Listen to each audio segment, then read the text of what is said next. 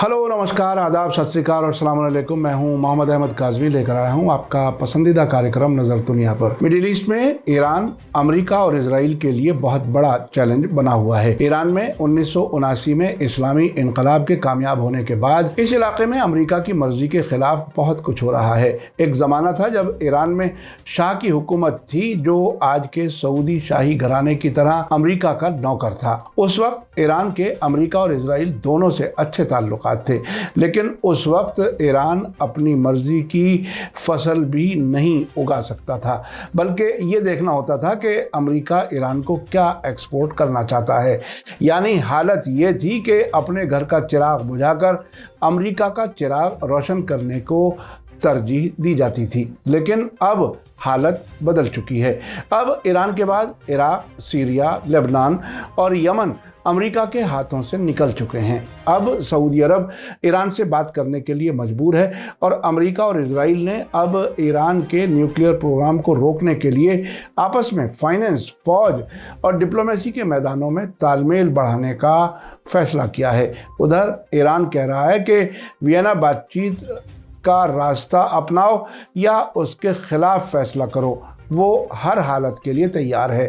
आज के एपिसोड में हम आपको बताएंगे कि अब अमेरिका और इजराइल ने ईरान के खिलाफ क्या प्लान बनाया है। दोनों ने आपस में बात करने से पहले अमेरिका ने सऊदी अरब के साथ क्या बात की थी और international atomic energy agency IAEA के साबिक इंस्पेक्टर ने ईरान के न्यूक्लियर प्रोग्राम के मौजूदा मरहले के बारे में क्या कहा है। आखिर तक जरूर देखें। अगर आपने अभी तक media star world YouTube channel subscribe नहीं किया है तो सब्सक्राइब कर लें और घंटी दबाना ना भूलें। और अगर आप हमें फेसबुक पर देख रहे हैं तो हमारे पेज को लाइक करें ताकि हमारी हर नई वीडियो की खबर आपको सही वक्त पर मिल सके। अमेरिका की राजधानी वाशिंगटन में अमेरिका और इजराइल के नेशनल सिक्योरिटी सलाहकारों जैक सुलिवन और इयाल होलाता ने कल वेडनेसडे को ईरान पर फोकस बातचीत के लिए मुलाकात की, जिसमें तेहरान को न्यूक्लियर हथियार हासिल करने से रोकने के लिए दोनों ने फाइनेंशियल, डिप्लोमेटिक और फौजी तालमेल बढ़ाने का वादा किया है। टाइम्स ऑफ इजराइल के एमैनुअल फैबियन और जैकब मजीद ने अपनी रिपोर्ट में लिखा है कि America Israel strategic consultative group की व्हाइट हाउस में हुई बैठक के बाद एक जॉइंट बयान में कहा गया है कि दोनों मुल्कों के अफसरों ने ईरान को न्यूक्लियर हथियार हासिल करने से रोकने और उनके मुताबिक ईरान की हमलावर इलाकाई सरगर्मियों को रोकने की कोशिशों में तालमेल करने का फैसला लिया है।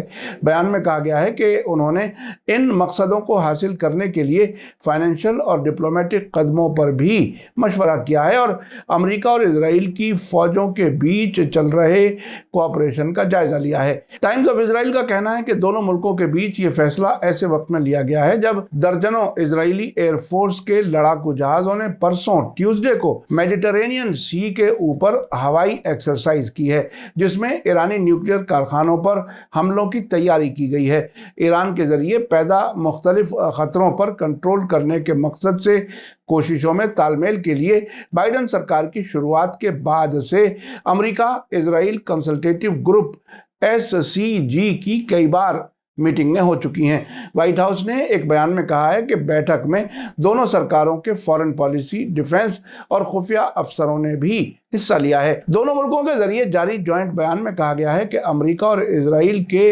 अफसरों ने वादा किया है कि एक ही मकसद की सिमत में काम करते हुए वे आपसी फायदे के मामलात पर नज़दीकी तालमेल रखेंगे और अपनी नेशनल सिक्योरिटी के लिए सभी खतरों के खिलाफ इकट्ठे रहेंगे।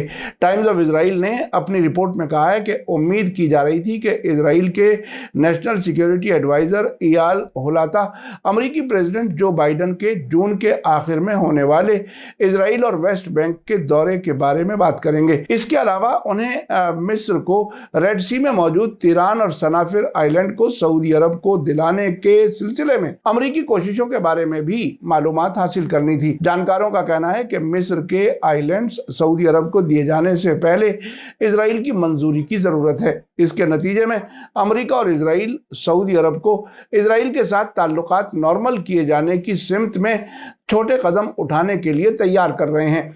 इसी बीच लंदन में सऊदी अरब के फंड से चलने वाले अखबार ईरान इंटरनेशनल ने रिपोर्ट दी है कि अमेरिकी फॉरेन मिनिस्टर एंटनी ब्लिंकन और Saudi foreign minister prince Faisal bin Farhan al Saud ने ईरान के न्यूक्लियर प्रोग्राम और उनके मुताबिक मिडिल ईस्ट में इसकी गड़बड़ी वाली सरगर्मियों पर बातचीत की है। सऊदी अरब में अमेरिकी एम्बेसी ने कल एक ट्वीट करके बताया है कि ब्लिंकन और प्रिंस फैसल बिन फरहान ने ईरान के न्यूक्लियर प्रोग्राम से पैदा होने वाली चुनौती और इलाके में इसके गड़बड़ी वाले बर्ताव और इलाके के मामलात पर ज़्यादा कोऑपरेशन के मौक़ों पर बातचीत की। टाइम्स ऑफ इजराइल का कहना है कि जो बाइडन के ओहदा संभालने के बाद से अमेरिका और सऊदी अरब के बीच ताल्लुकात किसी हद तक खामोश रहे हैं, क्योंकि प्रेसिडेंट जो बाइडन ने ईरान के साथ 2015 के न्यूक्लियर समझौते को दोबारा जिंदा करने और सऊदी अरब के लिए कम फौजी सपोर्ट समेत कई पॉलिसीज को अपनाया था। उधर टाइम्स ऑफ इजराइल की एक और रिपोर्ट के मुताबिक यूनाइटेड नेशंस के एक साबिक न्यूक्लियर इंस्पेक्टर डेविड अल ब्राइट का कहना है कि वो समझते हैं कि ईरान ने न्यूक्लियर हथियार बनाने की तैयारी पूरी कर ली है और तेहरान के पास हथियार बनाने के लिए काफ़ी मिकदार में एनरिच यूरेनियम मौजूद है, लेकिन अभी यह साफ नहीं है कि ईरान को बम असेंबल करने में कितना वक्त लगेगा। 1990 की दहाई में international atomic energy agency IAEA के लिए इंस्पेक्टर के तौर पर काम करने वाले डेविड अल ब्राइट ने कल वेडनेसडे को लंदन में मौजूद ईरान इंटरनेशनल अखबार के साथ इंटरव्यू में ये बात कही है।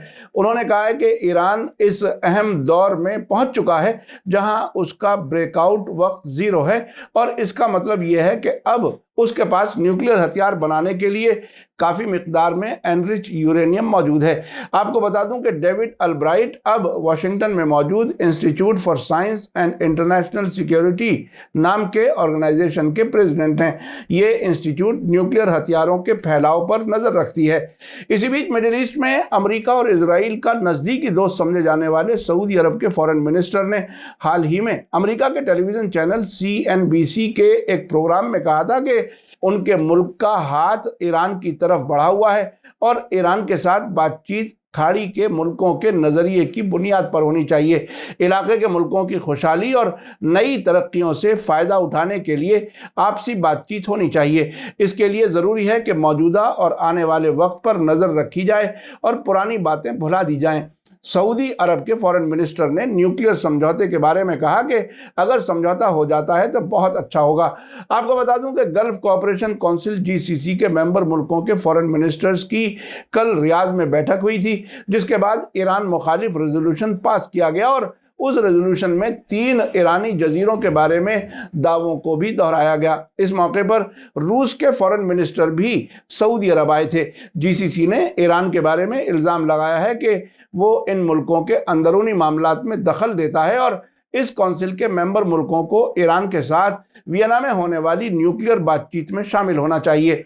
आपको याद दिला दूं कि कल ही ईरान की फॉरेन मिनिस्ट्री के स्पोक्सपर्सन सईद खतीबजादे ने अमेरिका और 3 यूरोपीय मुल्कों ब्रिटेन, फ्रांस और जर्मनी को वार्निंग देते हुए अपने ट्वीट में लिखा था कि इजराइल न्यूक्लियर समझौते का नंबर 1 दुश्मन, NPT को नकारने वाला और मिडिल ईस्ट और नॉर्थ अफ्रीका में न्यूक्लियर हथियारों वाला अकेला मुल्क है और हम इस चीज़ को जानते हैं, दुनिया भी जानती है। उधर international atomic energy agency IAEA ने ईरान के न्यूक्लियर प्रोग्राम से मुताल्लिक हाल ही में जारी रिपोर्ट में दावा किया था कि 15 मई 2022 तक ईरान के पास एनरिच यूरेनियम की मिकदार 3809 किलोग्राम हो गई है, जबकि 2015 में हुए न्यूक्लियर समझौते के मुताबिक ईरान सिर्फ 300 किलोग्राम संवर्धित यूरेनियम ही स्टॉक कर सकता है। यानी ईरान के पास इस वक्त लिमिट का 18 गुना ज़्यादा एनरिच यूरेनियम मौजूद है।